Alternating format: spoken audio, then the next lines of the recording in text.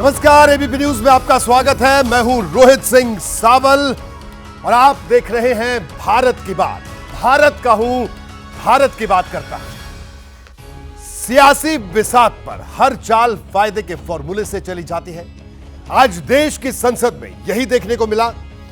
मंच लोकसभा का था, यहां नए सांसद शपथ ग्रहण कर रहे थे। इसी दौरान नारेबाजी की रेस लग गई। जहां भारत की बात होनी चाहिए वहां फिलिस्तीन की बात होना शुरू हो गई। एआईएमआईएम के एमपी असदुद्दीन ओवैसी ने जय फिलिस्तीन का नारा लगाकर सबको चौंका दिया। इस पर भी विवाद का बवंडर खड़ा हो गया। स्पीकर चुनाव की तस्वीर साफ होने के बाद नारेबाजी वाला यह एपिसोड सबसे ज्यादा चर्चा में है। भारत की बात में आज दिल्ली के सीएम अरविंद केजरीवाल की भी बात करेंगे, जिन्हें लोअर कोर्ट से मिली बेल पर फिर पेंच फंस गया है।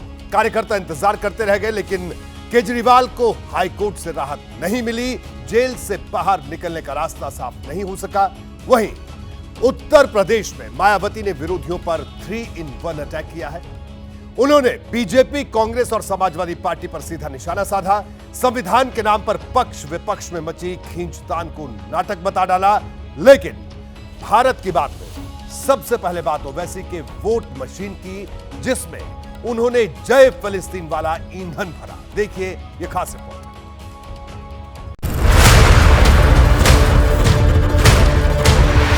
जय फलस्तीन, जय फलस्तीन। लोकसभा की सदस्यता की उर्दू में शपथ लेने वाले ओवैसी ने पहले भारत के संविधान की वफादारी की कसम ली और फिर जय भीम, जय मीम, जय तेलंगाना के जयकारे लगाए और इसके बाद जय फिलिस्तीन का नारा लगा डाला और फिर कह डाला अल्लाहू अकबर। जय भीम, जय मीम, जय तेलंगाना, जय फलस्तीन, जय फलस्तीन, तकबीर, अल्लाहू अकबर। ओवैसी अपनी पार्टी ऑल इंडिया मजलिस इत्तेहादुल मुस्लिमीन के अध्यक्ष हैं। पार्टी के नाम की शुरुआत ही ऑल इंडिया शब्द से होती है, लेकिन हैदराबाद की आम जनता के चुने हुए इस प्रतिनिधि ने देश की संसद में शपथ ग्रहण के दौरान फिलिस्तीन के नाम का जयकारा लगाया। जय फलस्तीन। मुस्लिम वोट बैंक की सियासत करने वाले ओवैसी का ये अंदाज सियासत में संग्राम का सबब बन गया। ये नाम्स के खिलाफ है, कॉन्स्टिट्यूशन के नाम पर एंटी कॉन्स्टिट्यूशन का काम कर रहे हैं, ये लोग समझना चाहिए। सवाल उठाया जा रहा है कि क्या ओवैसी नेशनल मंच पर सोच समझकर इंटरनेशनल एजेंडा पेश कर रहे हैं या फिर अपने समर्थक मुस्लिम वोटरों को एकजुट करने के लिए उन्होंने लोकसभा के शपथ ग्रहण के मंच से फिलिस्तीन का राग आलापा। क्या बोले हम? जय भीम, जय तेलंगाना, जय फलस्तीन। बताओ कौन सा संविधान का प्रोविजन है? देश क्या है? मजलूम आवाम है। महात्मा गांधी ने फलस्तीन के बारे में क्या कहा था वो पढ़ लीजिए। संसद में ओवैसी ने फिलिस्तीन के जयकारे लगाए तो संसद के बाहर भी माहौल गर्म दिखा। बीजेपी ने इसे मुस्लिम तुष्टीकरण का हदों से पार जाता हुआ उदाहरण करार दिया। हर दल से अलग अलग प्रतिक्रिया सामने आई। सदन के अंदर किसी और देश का लेकर के जयकार करना ये मैं सही नहीं मानता हूँ। भारत माता की जय बोलने में तुझे क्यों शर्म आती है भाई? सच्चे तुम एक मुसलमान हो और तुम्हें फलस्तीन से अगर इतना ही प्यार है तो चले जाओ फलस्तीन। अब सवाल है कि अल्लाहू अकबर के साथ साथ लोकसभा के शपथ ग्रहण के मंच से ओवैसी ने जो जय फिलिस्तीन का नारा लगाया उस पर मुस्लिम उलेमा क्या सोचते हैं? देखिए, फलस्तीन के लिए आवाज उठाना ये तो भारत की 77 साला फॉरेन पॉलिसी का परिणाम है। पार्लियामेंट के अंदर आवाज उठाता है तो ये तो मानवता के साथ में बहुत बड़ा सहयोग है। ये जो उनकी शपथ है वो शरीयत की रोशनी में भी जायज़ नहीं करार दिया जा सकता और सियासी एतबार से भी उसको सही नहीं कहा जा सकता। ओवैसी ने जो कहा सोच समझकर कहा होगा। कई मौके पर गाजा में हमास के खिलाफ एक्शन पर ओवैसी मुखर रहे हैं। फिलिस्तीन के खिलाफ इजराइल के एक्शन पर ओवैसी आक्रामक भाषण पहले भी देते रहे हैं, लेकिन ऐसा पहली बार है जब उन्होंने फिलिस्तीन का जिक्र संसद के शपथ ग्रहण के मंच से किया है, जिसने विवाद के बवंडर को जन्म दे दिया है। मूल पाठ में जो विषय नहीं है वो रिकॉर्ड से निकाल दीजिए। हालांकि पीठासीन अधिकारी राधा मोहन सिंह ने लोकसभा में हंगामे के दौरान कहा कि शपथ के बाद कहे गए फिलिस्तीन वाले शब्द को सदन की कार्यवाही से हटा दिया जाए। शब्द भले ही सदन की कार्यवाही से हटा दिया गया हो, लेकिन विवाद अपनी जगह कायम है। लोकसभा में आज जो कुछ हुआ वो चौंकाने वाला था, हैरान करने वाला था, लीक से हटकर था, लोगों की उम्मीदों से उलट था। ऐसा लगा कि थोक के भाव में हर दल के सांसद अचानक एक दिशा में आगे बढ़ चले। आखिर शपथ का ये स्लोगन पथ क्या था, अब जरा ये समझ लीजिए। देखिए, दरअसल शपथ ग्रहण के बाद नारे लगाने को लेकर नियम तय नहीं है, इसका जिक्र ही नहीं है, इसलिए ये सही है या गलत ये तय करना बेहद मुश्किल है। ओवैसी ने कहा कि फिलिस्तीन की जय का नारा संविधान के अनुरूप है, ये ओवैसी कहते हैं, इसमें कुछ गलत नहीं है, ये उनका कहना है। तो बीजेपी ने कहा कि ओवैसी ने संविधान का नाम लेकर गैर संवैधानिक काम किया है। संसदीय कार्य मंत्री किरण रिजिजू कह रहे हैं कि नियमों की जांच करनी होगी कि फिलिस्तीन का नारा लगाया जाना सही था या गलत।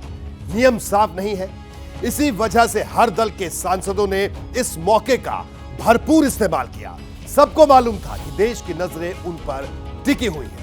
एक बार शुरुआत हुई और फिर वैचारिक एजेंडा जाहिर करने की रेस सी लग गई। सांसद भी इंसान होते हैं, भावनाएं उनके मन में भी होती है। किसी खास विचार को लेकर उनकी अपनी एक सोच है, अपनी प्रतिबद्धता है, और किसी खास हस्ती का सम्मान, किसी से राग, किसी से विराग, ये भाव उनके मन में भी होते हैं। लेकिन देश की सबसे ऊंची संवैधानिक पीठ से सांसदों ने अपनी भावना इस तरह शायद पहली बार प्रकट की। कम से कम ऐसी देखा देखी पहले नहीं देखी गई।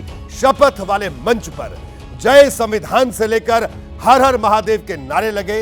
हद तो तब हो गई जब एक सांसद ने हिंदू राष्ट्र का भी जयकारा लगा दिया। लोकसभा की कार्यवाही के दूसरे दिन यूपी से निर्वाचित सांसदों ने शपथ ली और शपथ के साथ ही वो एजेंडा भी सामने रख दिया जिसके सहारे उन्हें भविष्य की राजनीति करनी है। जय श्री राम, जय भारत। सबसे पहले हाथ में संविधान लेकर आए सहारनपुर से चुनाव जीतने वाले कांग्रेस के सांसद इमरान मसूद जय हिंद के साथ जय भीम का नारा लगाया। जय हिंद, जय भीम। इमरान मसूद लौटे तो बारी थी कैराना से सांसद इकरा हसन की। अखिलेश यादव को प्रणाम किया और आगे बढ़ी तो इमरान मसूद मिले। इमरान मसूद ने इकरा के सिर पर हाथ रखकर आशीर्वाद दिया और लौटते वक्त अखिलेश यादव से हाथ मिलाया। इकरा ने भी जय हिंद के साथ जय संविधान का नारा लगाया। जय हिंद, जय संविधान। मुजफ्फरनगर से केंद्रीय मंत्री संजीव बालियान को हराने वाले चौधरी हरेंद्र मलिक ने शपथ के बाद चौधरी चरण सिंह और मुलायम सिंह यादव को याद किया। जय चौधरी चरण सिंह, जय नेताजी मुलायम सिंह और जय अखिलेश। संभल से सांसद चुने गए जियाउर रहमान बर्क ने शपथ के बाद इनकलाब जिंदाबाद का नारा लगाया। इनकलाब जिंदाबाद, समाजवाद जिंदाबाद, भारत का संविधान जिंदाबाद। बर्क के बाद शपथ लेने आए मेरठ से सांसद बने अरुण गोविल ने संस्कृत में शपथ ली और जय श्री राम का नारा लगाया। अहम यह लोकसभाया अरुण चंद्र प्रकाश गोविल सदस्यत्वेन निर्वाचिता अस्मि ईश्वरस्य नाम्ना शपे। जय श्री राम, जय भारत। अब बारी थी गाजियाबाद के सांसद अतुल गर्ग की। गर्ग आए तो श्यामा प्रसाद मुखर्जी से लेकर नरेंद्र मोदी जिंदाबाद के नारे लगा दिए। श्यामा प्रसाद मुखर्जी जिंदाबाद, दीनदयाल उपाध्याय जिंदाबाद, अटल बिहारी वाजपेयी जिंदाबाद, नरेंद्र मोदी जिंदाबाद। जिंदाबाद के नारे लगाने के बाद जैसे ही अतुल गर्ग जाने लगे तो विपक्ष ने हंगामा किया। अतुल गर्ग लौट कर आए और हेडगेवार जिंदाबाद का नारा लगा दिया। हेडगेवार जिंदाबाद। इस पर विवाद और बढ़ गया।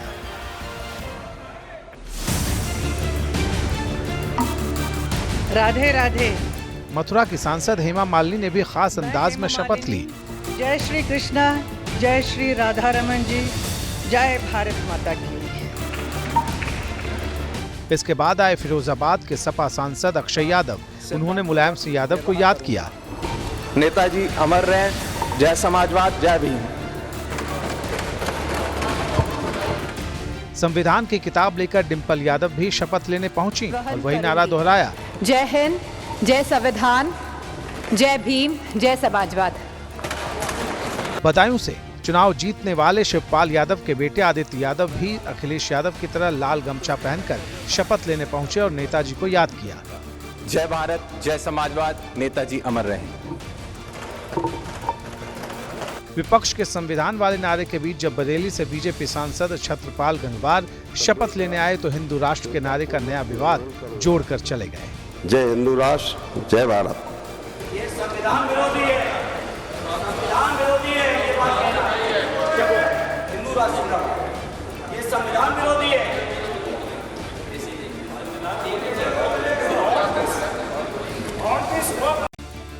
बीजेपी के कई सांसद ऐसे रहे जिन्होंने जय श्री राम का नारा लगाया। संस्कृत में शपथ लेने वाले साक्षी महाराज उन्हीं में से एक थे। भारत माता की जय, जय श्री राम।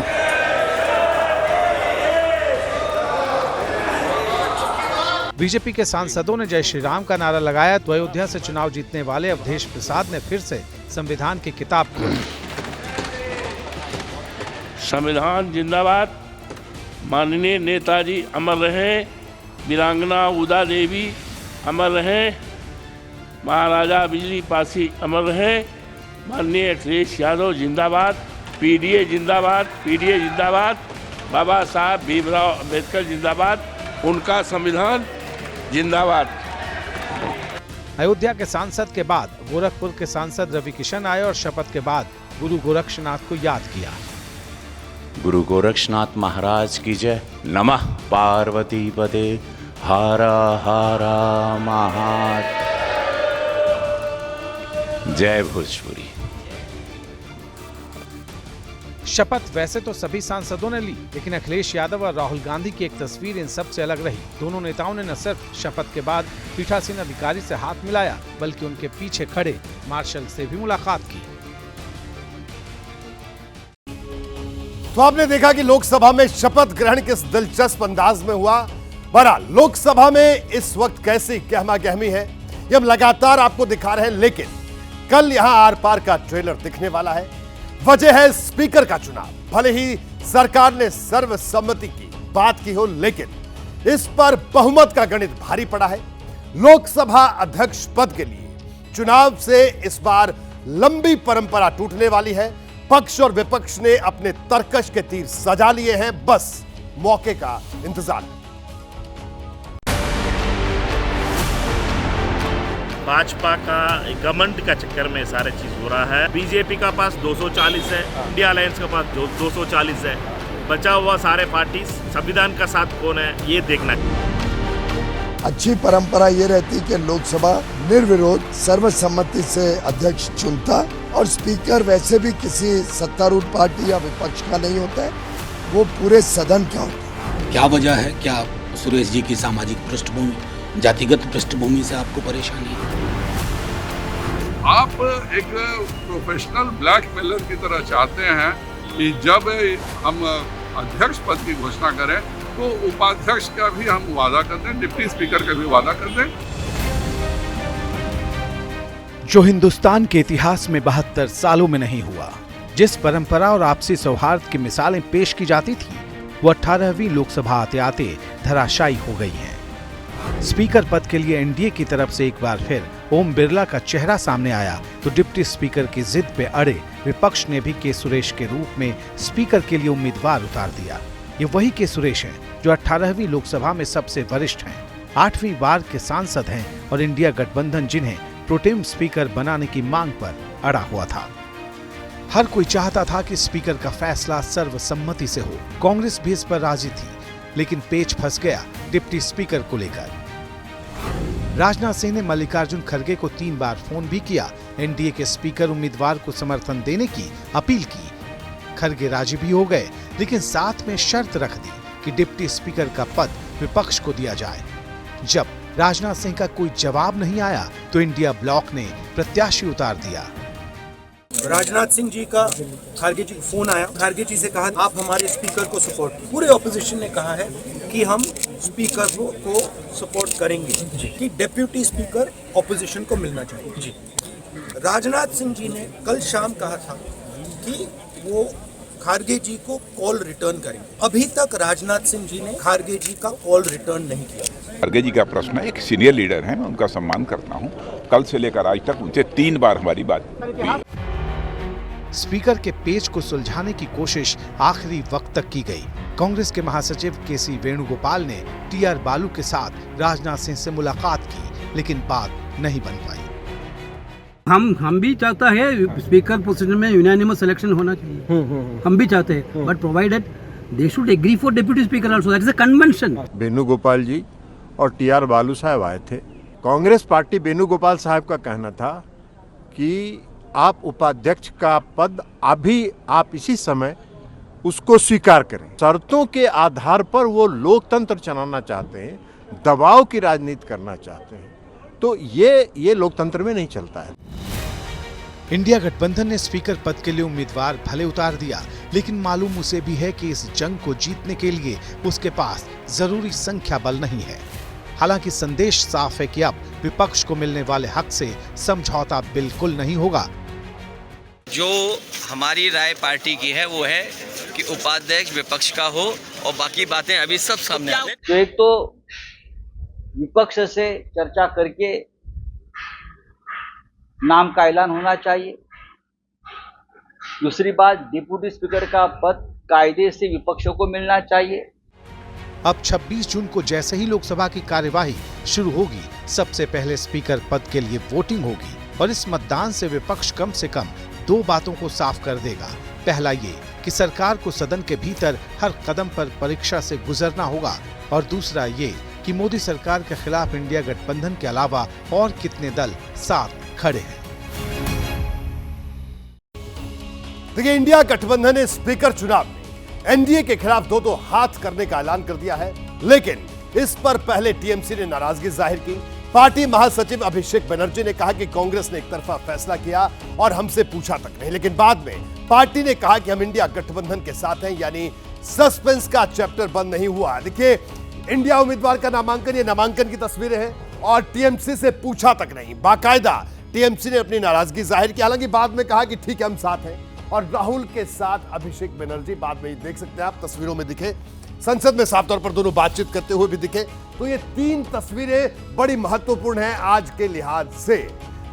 देखिए, ये तीनों तस्वीरें ये दिखाती हैं कि किस तरह से विवाद दोनों तरफ से जारी है।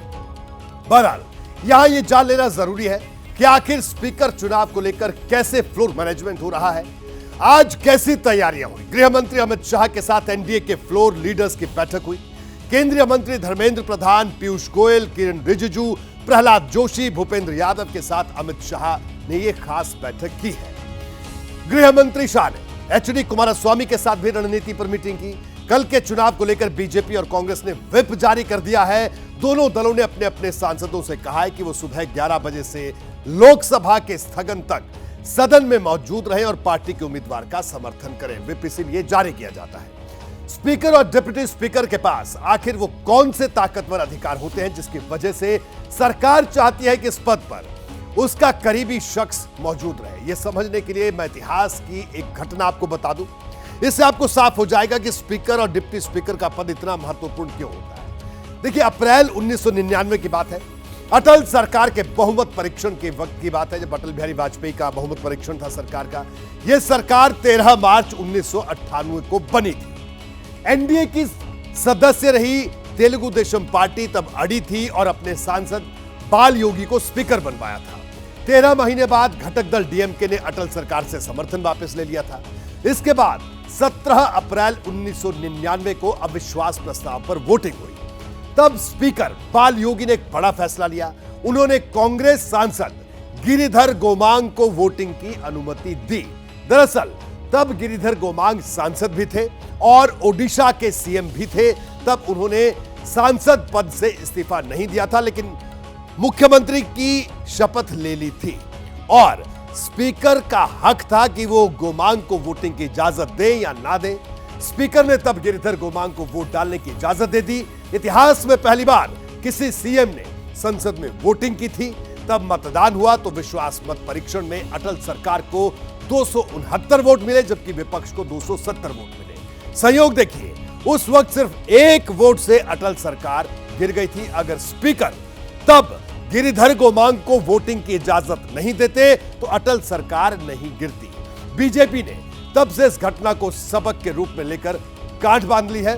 तो इससे साफ जाहिर होता है कि किस तरह से, देखिए, लोकसभा का स्पीकर पद, ये तो एक महज मैंने एक घटना आपको बताई, लेकिन इसके इतर भी कई और बड़ी महत्वपूर्ण बातें जिसके लिए स्पीकर का पद बेहद महत्वपूर्ण होता है। और अब बात बहुजन समाज पार्टी की सुप्रीमो मायावती की, जिनके राजनीतिक फैसले हमेशा चौंकाने वाले रहते हैं। बीजेपी हो या समाजवादी पार्टी, इनसे रिश्ते रखना या तोड़ देना ये अब तक मायावती की मर्जी से होता रहा और लोगों को हैरान भी करता रहा। और अब मायावती ने एक ऐसा बयान दिया जिसमें बेहद महीन मतलब छिपा है। क्या है वो बयान और क्या है इसके मायने, देखिए ये खास है।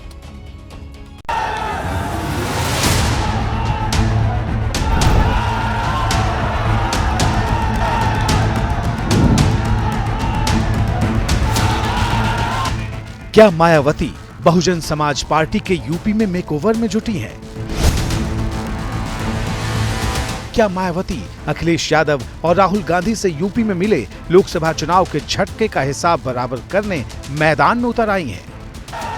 क्या मायावती संविधान और जातीय जनगणना के मुद्दे पर बीजेपी से ज्यादा अखिलेश और राहुल पर हमलावर हैं? ये सवाल बीएसपी अध्यक्ष मायावती के ताजा बयान से उठ रहे हैं। सबसे पहले सुनिए बीएसपी सुप्रीमो ने ऐसा क्या कहा जो इस तरह की चर्चाओं ने जोर पकड़ लिया है।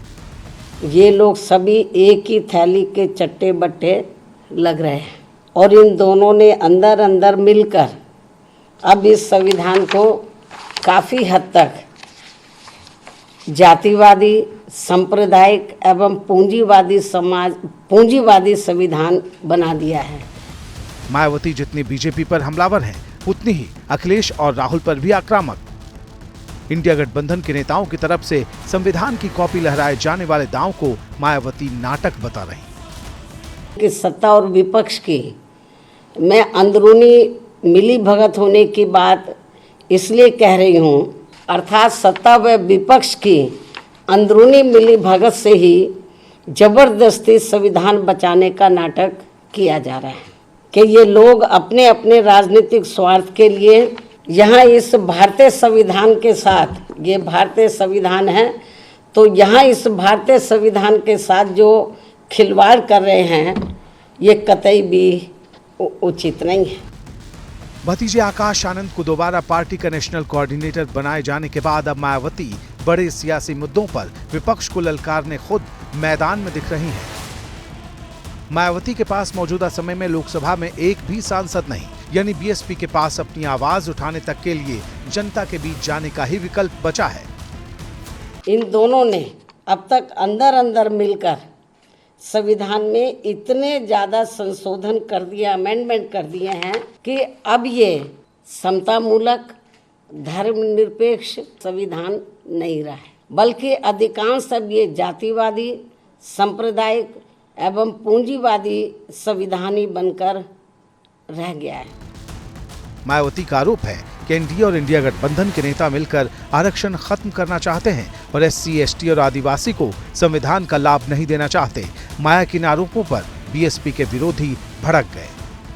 परिणामों से आज मायावती जी हतोत्साहित हैं, इसलिए व्यर्थ का प्रलाप कर रही हैं। और समाजवादी पार्टी हो या बहुजन समाज पार्टी, इन दोनों ने ही संविधान की मूल भावना का अपमान करने का काम किया है। सपा और कांग्रेस मिलकर एक शक्ति है उत्तर प्रदेश में, जो निश्चित रूप से जिसने बहन जी तक को भी किनारे कर दिया, बसपा को भी किनारे कर दिया। अब उसको नौटंकी कहें, ड्रामा कहें, कुछ भी कहें, उससे कोई फर्क नहीं। भारतीय जनता पार्टी और जो उसके समर्थक दल हैं, जो उसकी मदद करने वाले लोग हैं, वो संविधान के खिलाफ काम कर रहे हैं। अब ये सब लोग जानते हैं कि भारतीय जनता पार्टी से कौन मिला हुआ है, तो मायावती जी तो ये बोलना ही नहीं चाहिए, क्योंकि वो हर जगह बीजेपी की मदद कर रही हैं। तो निश्चित तौर पर समाजवादी पार्टी और इंडिया गठबंधन ही संविधान बचाने की लड़ाई लड़ रहा है। ये सच है कि मायावती की रणनीति लोकसभा चुनाव में पूरी तरह फ्लॉप साबित हुई, लेकिन अनुसूचित जाति के अपने समर्थक वोट बैंक को फिर से एकजुट करने के लिए माया ने अपने तेवर साफ कर दिए हैं। सीधी नजर 2027 के यूपी विधानसभा चुनाव पर दिखाई दे रही।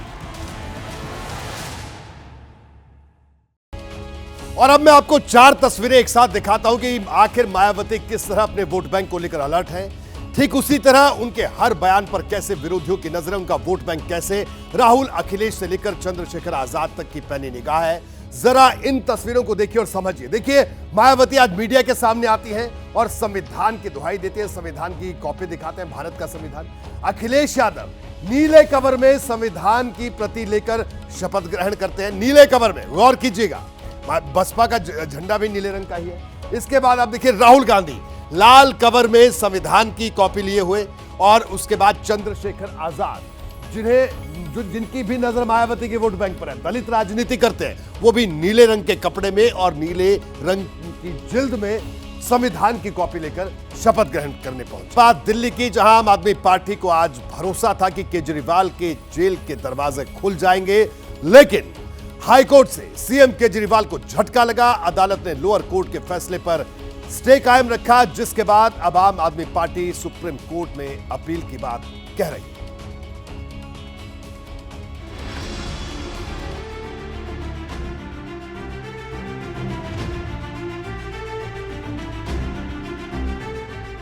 दिन मंगलवार का था। आम आदमी पार्टी के नेता कार्यकर्ता हनुमान चालीसा लेकर हाईकोर्ट के फैसले का इंतजार कर रहे थे, लेकिन फैसला आया तो सारी उम्मीदों पर पानी फिर गया। हाईकोर्ट ने ट्रायल कोर्ट के आदेश में कई खामियां गिनाते हुए जमानत पर रोक लगा दी है। फैसला सुनाने वाले हाईकोर्ट के जज ने कहा कि ईडी की दलील भी सुनी जानी चाहिए थी, जो निचली अदालत ने नहीं सुनी। जज ने यह भी कहा कि ऐसा लग रहा है कि पीएमएलए की धारा 45 पर विचार नहीं किया गया। The High Court has appreciated our arguments and has stayed in order of bail in favor of Mr. Kejriwal. Several observations made, one regarding Section 45 having not been considered properly. यानी शराब घोटाले में तिहाड़ जेल में बंद अरविंद केजरीवाल कब तक jail में रहेंगे, ये तय नहीं है। राउज एवेन्यू कोर्ट के फैसले से केजरीवाल को जरूर राहत मिली थी, लेकिन 24 घंटे के भीतर ही उस राहत का रास्ता भी हाईकोर्ट के स्टे से बंद हो गया। अब केजरीवाल के वकील सुप्रीम कोर्ट जाने की तैयारी में है। जब एक बार बेल ग्रांट कर दी जाती है तो उस बेल के ऊपर जो है कोई किसी तरीके का स्टे जो है वो हमारे अकॉर्डिंगली जो है वो जस्टिफाइड नहीं होता। कल हम सुप्रीम कोर्ट में अपनी दलील रखेंगे कि सेक्शन 45 को डील किया गया है। हाईकोर्ट ने जब पहली बार राउज एवेन्यू कोर्ट के फैसले पर रोक लगाई थी, तभी केजरीवाल सुप्रीम कोर्ट पहुंचे थे। हालांकि तब सुप्रीम कोर्ट ने तुरंत सुनवाई से इनकार किया था और मामले को 26 जून तक के लिए टाल दिया था। साथ ही हाईकोर्ट के फैसले का इंतजार करने की नसीहत भी दी थी। माननीय हाईकोर्ट का ये मानना है कि अरविंद केजरीवाल जी के खिलाफ शराब घोटाले के पुख्ता सबूत हैं। अरविंद केजरीवाल जी दिल्ली के अंदर ऐसे मुख्यमंत्री हैं जो लालू प्रसाद यादव जी के बाद सबसे लंबे समय जेल में रहेंगे।